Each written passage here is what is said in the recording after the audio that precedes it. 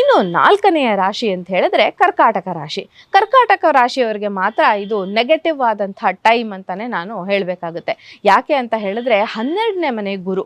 12ನೇ ಮನೆಯನ್ನ ನಾವೇನಂತ ಕರಿತೀವಿ ಅಂದ್ರೆ ವ್ಯಯಸ್ಥಾನ ಅಂತ, ಹೌಸ್ ಆಫ್ ಲಾಸಸ್ ಅದು. ಸೊ ನಾವು ಯಾವುದೇ ಕೆಲಸಗಳನ್ನು ಮಾಡಬೇಕು ಅಂದರೂ ಅದು ಲಾಸ್ ಆಗುವಂಥ ಅವಕಾಶ ಇರುತ್ತೆ. ಯಾವುದೇ ಇನ್ವೆಸ್ಟ್ಮೆಂಟ್ ಮಾಡ್ತಿದ್ದೀರಾ ನೀವು ಅಂದರೆ ತುಂಬ ಕೇರ್ಫುಲ್ಲಾಗಿ ಇನ್ವೆಸ್ಟ್ಮೆಂಟ್ ಮಾಡಿ. ಕರ್ಕಾಟಕ ರಾಶಿ ಅಥವಾ ಕರ್ಕಾಟಕ ಲಗ್ನದವರು ತುಂಬ ಕೇರ್ಫುಲ್ಲಾಗಿ ಇನ್ವೆಸ್ಟ್ಮೆಂಟ್ಗಳನ್ನು ಮಾಡಬೇಕಾಗತ್ತೆ.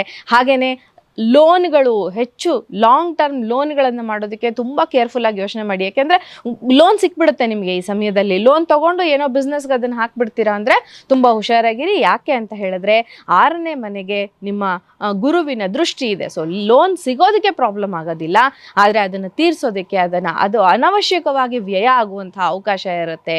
ಯಾವುದೇ ವಿಚಾರದಲ್ಲಿ ಲಾಸ್ ಮಾಡ್ಕೊಳ್ಳೋದು ಅಥವಾ ಹಾಸ್ಪಿಟಲೈಸೇಷನ್ ಆಗ್ಬೋದು. ಅದರಲ್ಲೂ ಸ್ಟಮಕ್ ರಿಲೇಟೆಡ್ ಇಶ್ಯೂಸ್, ಹೊಟ್ಟೆಗೆ ಸಂಬಂಧಿಸಿದಂತಹ ತೊಂದರೆಗಳು ಬಂದು ನೀವು ಹಾಸ್ಪಿಟಲೈಸ್ಡ್ ಆಗೋದಕ್ಕೆ, ಆಸ್ಪತ್ರೆಗೆ ಹೋಗೋದು, ಪದೇ ಪದೇ ಹಾಸ್ಪಿಟ್ಲಿಗೆ ಹೋಗೋದು, ಈ ಥರದ ಒಂದು ತೊಂದರೆಗಳನ್ನು ನೀವು ಅನುಭವಿಸೋದಕ್ಕೆ ಅವಕಾಶ ಇರುತ್ತೆ ಅಂತ ಹೇಳ್ಬೋದು.